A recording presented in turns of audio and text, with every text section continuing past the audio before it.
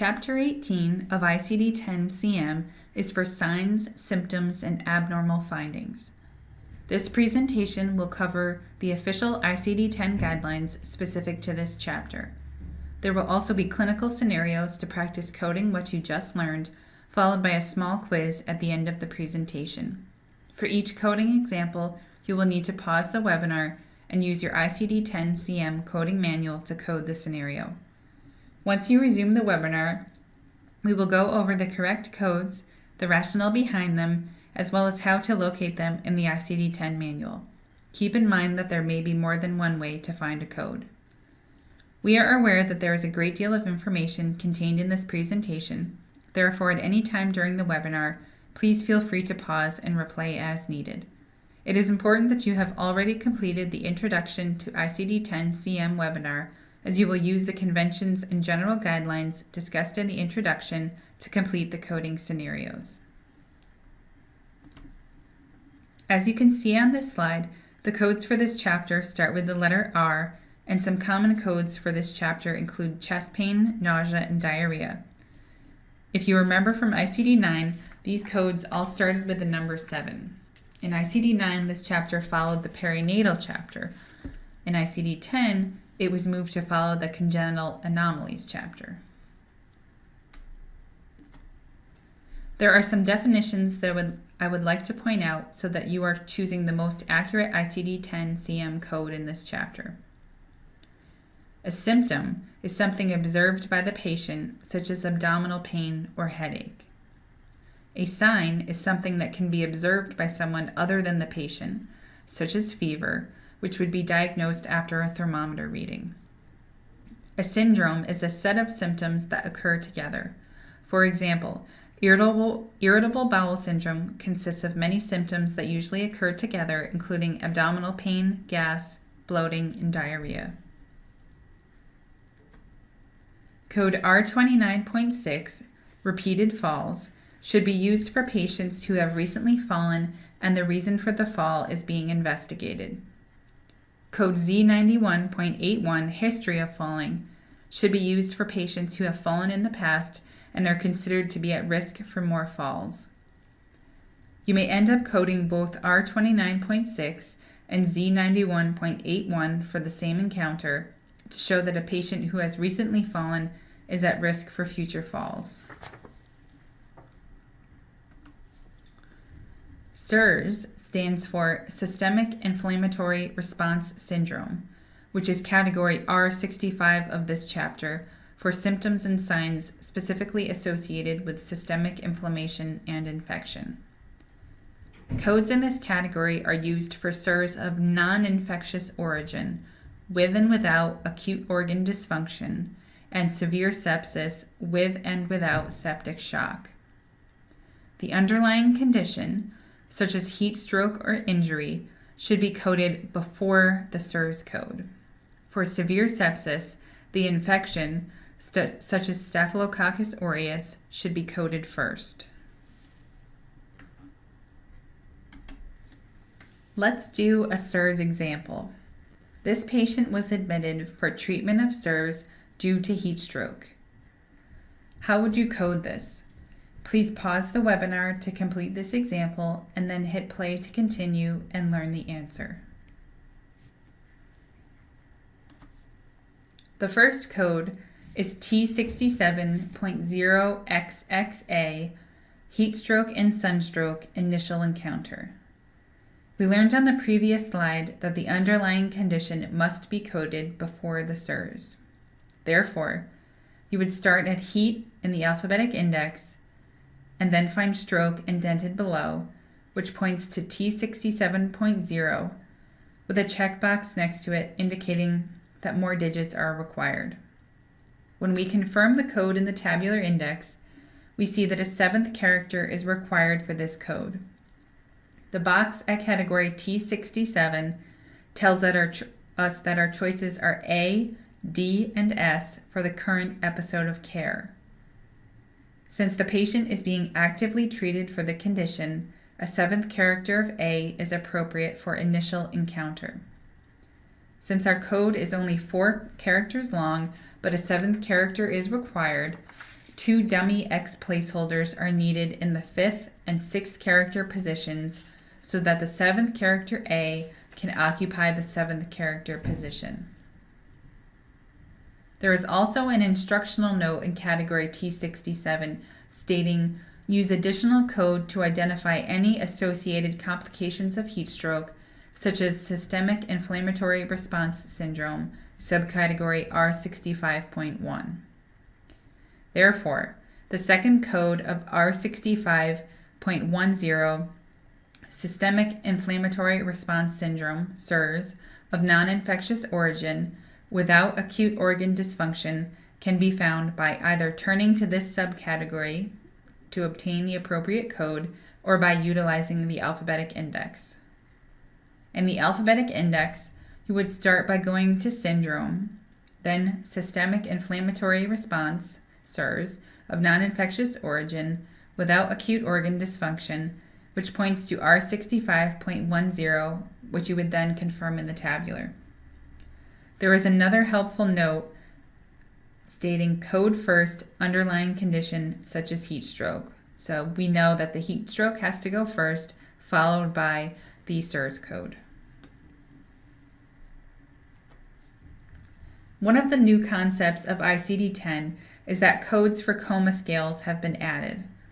We were unable to capture the coma scale in ICD-9, but these codes will be important for trauma registries. The codes can be used in any setting, but are most applicable to the trauma registries. The coma scale codes are in subcategory R40.2, and there are 3 subcategories for whether or not the eyes are open, the patient's best verbal response, and finally, the patient's best motor response. You would need a code from each subcategory to complete the coma scale, though these codes should never be the principal diagnosis. Instead, you would code a condition such as traumatic brain injury first, followed by the coma scale.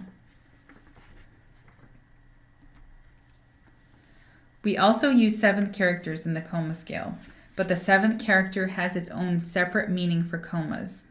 It indicates where the coma scale was recorded, including in the ambulance, arrival at the ED, hospital admission, and finally 24 hours or more after admission.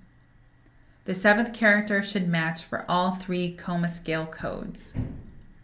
The guidelines state that at a minimum, the initial coma scale score should be reported regardless of where it occurred. Subcategory R40.24 is for the Glasgow Coma Scale or total score. This is only to be used when the total score is documented, and there is no mention of the 3 individual coma scales. There are 3 Glasgow Coma Scale ranges, score of 3 to 8, score of 9 to 12, and score of 13 to 15. Let's try a coma scale example. Documentation states, eyes do not open, no verbal response with no motor response. How would you code this? Please pause the webinar to complete this example and then hit play to continue and learn the answer.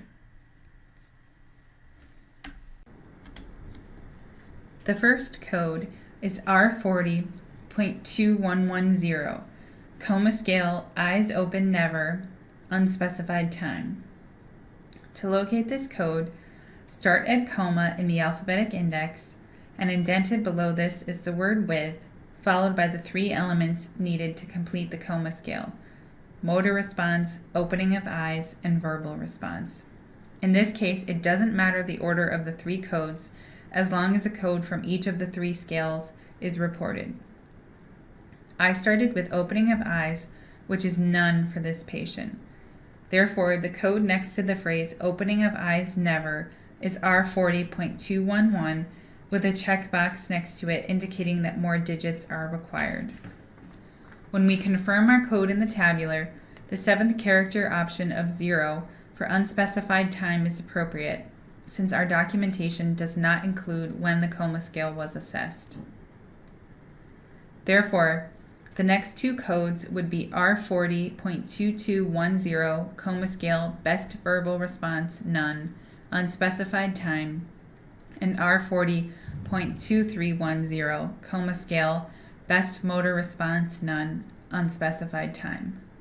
These codes can be located in a similar manner by starting at coma in the alphabetic index, then find verbal response, none, and opening of eyes, never, with matching seventh characters for unspecified time of assessment. And remember that if we had the injury documented or the reason the patient was in the coma, that's what you're going to be reporting first. I just wanted you to practice the coma scale.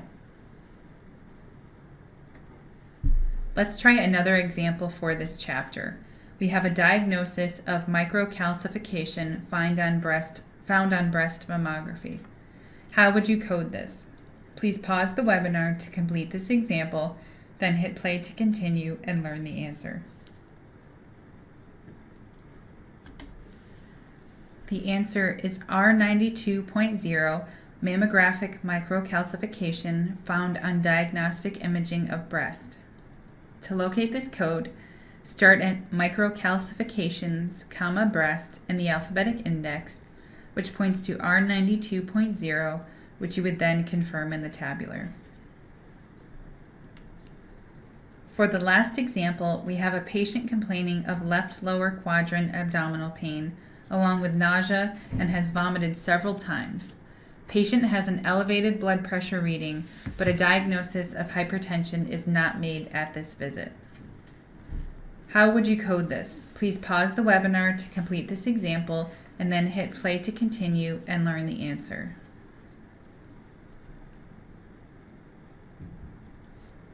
The first code is R10.32, left lower quadrant pain. To locate this code, start at pain in the alphabetic index, then locate abdominal. Indented below this is the word lower, then left quadrant, which points to R10.32, which you would then confirm in the tabular. The next code is R11.2, nausea with vomiting, unspecified.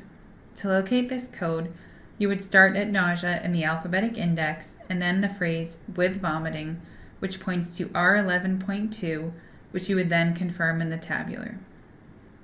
The next code is R03.0, elevated blood pressure reading without diagnosis of hypertension. Even though documentation states that the patient's blood pressure was high, a diagnosis of hypertension was not made. Therefore, to locate this code, you would go to elevated in the alphabetic index, then look for blood pressure, then reading, no diagnosis of hypertension, which points to R03.0, which you would then confirm in the tabular. And I just want to remind you that you code for signs and symptoms when a diagnosis has not been made. So for this patient, it was appropriate to code for the abdominal pain and the nausea and vomiting because we don't have a diagnosis. But if we had a diagnosis that included those symptoms, you would only code for the diagnosis. Now it's time for our quiz. Our first question is, which coma scale code or codes are assigned when only the total score is documented in the medical record and not the individual scores? The second question is, when SIRS is present with a non-infectious process, which code is listed first? The final question is, what code is assigned when the patient repeatedly falls while attempting to walk? You can pause the webinar to write down your answers and then hit play to find out if you were correct. The answer to our first question is when only the total coma scale score is documented, a Glasgow coma scale code is assigned. To locate this code, you would go to Glasgow coma scale in the alphabetic index, where there are options for the different score ranges. The answer to the second question is when SIRS is present with a non-infectious process, a code for the underlying condition is reported first, such as injury or heat stroke. The answer to the last question is when a patient repeatedly falls while attempting to walk, code R29.6 for repeated falls is reported. To locate this code, go to falling, falls with repeated in parentheses in the alphabetic index, which points to R29.6, which you would then confirm in the tabular. Remember, the United States will begin using ICD-10 on October 1st of 2015. After the October 1st compliance date, it will be very important to verify that claims are being received and to check remits for denials based on the ICD-10 conversion. This concludes Chapter 18 of ICD-10-CM, Signs, Symptoms, and Abnormal Findings. Please feel free to check out our webinars on all 21 chapters of ICD-10-CM. If you need further assistance with ICD-10 training for physicians and/or staff, please visit the VantagePoint website at www.vantagepointconsult.com or call us at 203-288-6860.